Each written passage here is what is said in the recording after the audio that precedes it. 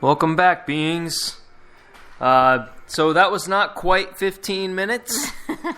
That was more like a little longer. But we signed off last night, and we had a little miscommunication, I guess you could say. I guess in relationships, if you're going to tune out, it should not be when you're asking when you're going to come back and rebroadcast.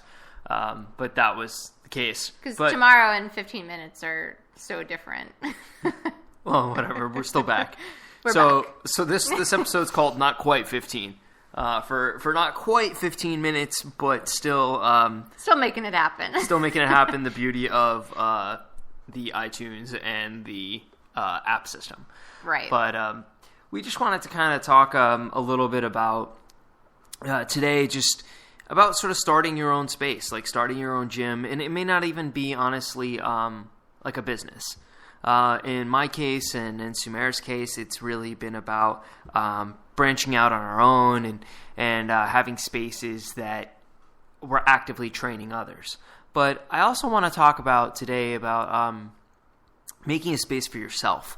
If you're someone who is kind of stuck in a facility that you're not really happy in, and the vibe is just kind of messing you up, or you're training in a regular conventional gym, and you want to be, in your garage, in your basement, in your house, maybe in your backyard, some ways that you can make that happen for yourself. Stop paying those dues, kind of invest in being able to do it on your own. I kind of want to talk about just how to make that happen and some things that might really help you along the way. So that's one of the things we're going to talk about. Do a little movement portion, talk a little technique, a little body technique, and I don't know who else. We'll see where it goes. Well, I think that's so important, what you touched on right there, and I think people don't really look at how important it is to feel comfortable in the gym that they belong to. Maybe it's just not the right fit, and you kind of evaluate it, and you can say, oh, I'm not a gym person, I'm not athletic, I'm not this, but it really could be just you haven't found the right space, and you really do need to have that level of comfort to be able, even just to want to maintain the routine of going there, 3, 4, 6 times a week. Right. So you're saying that people will label themselves as unathletic, but it's really that they haven't found themselves is who they are in their environment. Right. So, they could be athletes, they could be just as athletic, they could actually be very healthy, very strong if they were in a place that they could express those things. Mm-hmm. Or even just, evaluate, like sometimes just even the flow of the equipment is more important than you realize. Oh, yeah. I mean, if you have all of this, if you're, grabbing plates, depending on what your program is, I mean, even that can be just overwhelming, just all the setup that you need to do. Mm. So you really have to evaluate any place you belong to. Yeah, 100%. And is it? I think too many times people evaluate where they want to train as, location, like how close it is to you. Convenience is important. I mean, convenience is. Yeah, it's a big part of it, but I don't think it's everything. Right. When it comes, obviously, the more convenient it is, the better. But if it doesn't meet the requirements of, space flow, do they have racks? Do they have the equipment? Do they have space? Do they have the things that you're going to need to be able to perform? First off, the type of training that you need to be doing. Mm-hmm. Second off, there's a really good indication. So when we looked at that goals near us, what type of an environment it's going to be if there are rows of body part machines and then there's half the gym is dumbbells and there's one rack with no space to deadlift and no bumper plates. It was really cluttered. It was just right. Overwhelming. Yeah.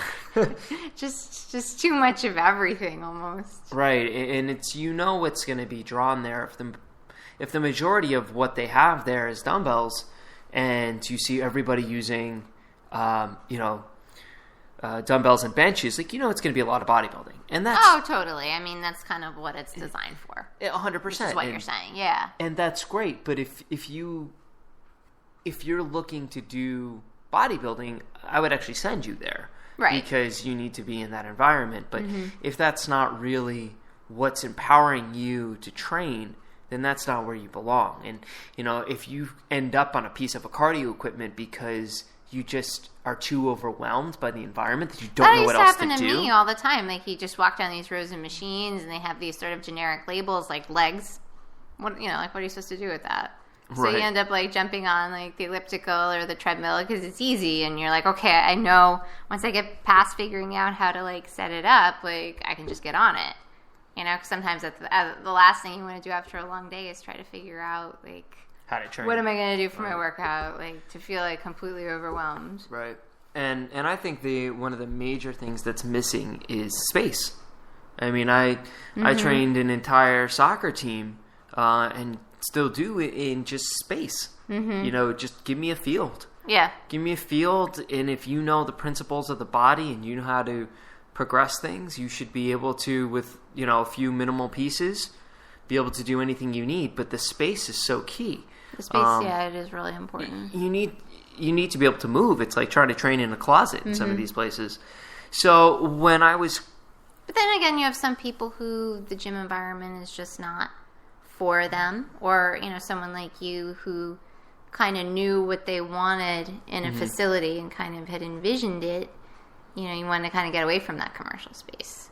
Right. And even the further away from commercial spaces I've gotten, and I've trained in everything from collegiate weight rooms to, commercial spaces to athletic training facilities to very like dirty, grungy powerlifting, Olympic weightlifting gyms. I don't like those.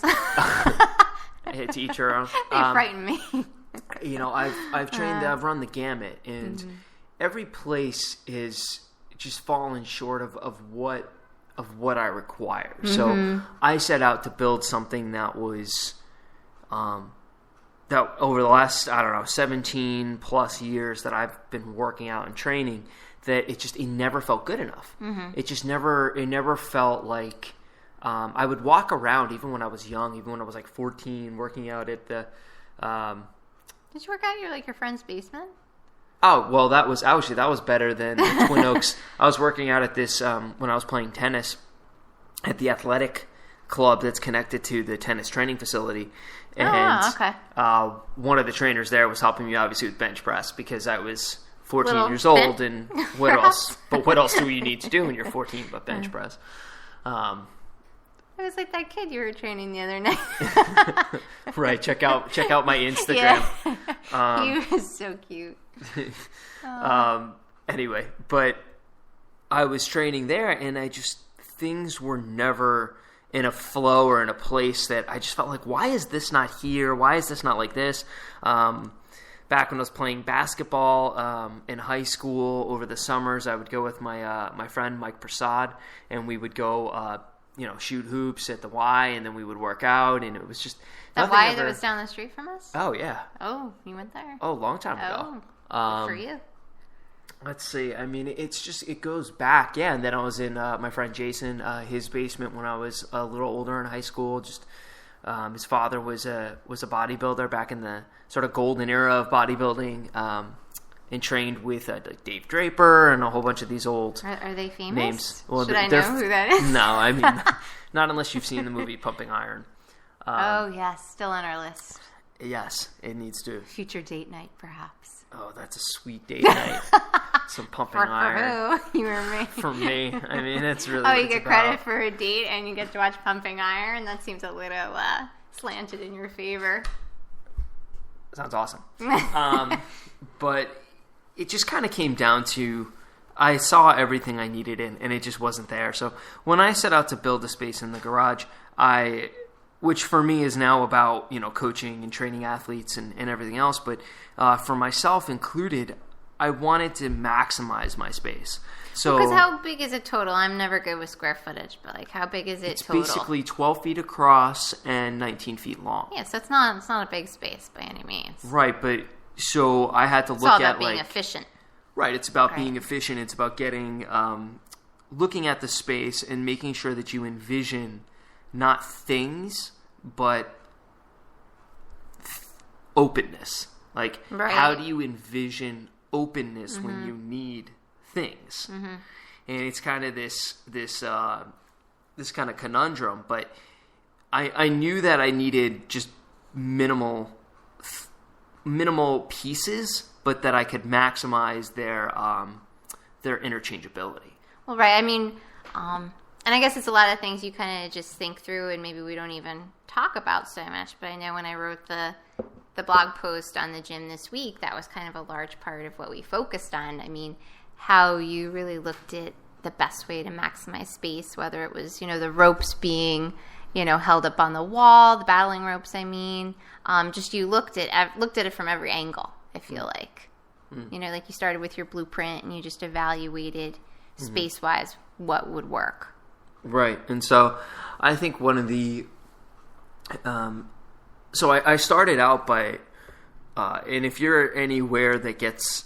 we're down in Austin, Texas, and it's freaking hot. And it's a little toasty. It's a little bit like being a rotisserie chicken. Right. So... when you go out. Yeah. So if you're going to be in a hotter place, you have to take into consideration, which way things face, or, what time of day you work out with the setting, like when's the sun at its highest peak, when is it shining in the garage or in your space, or, if you're in your basement, it's a little different, but what about ceiling heights? Yeah, I mean, there's always stuff to consider. The view for the garage is actually really nice. It's probably why it stays even as cool as it does. Well, it faces our trail. And right. It faces the woods and basically a hiking, biking, running trail.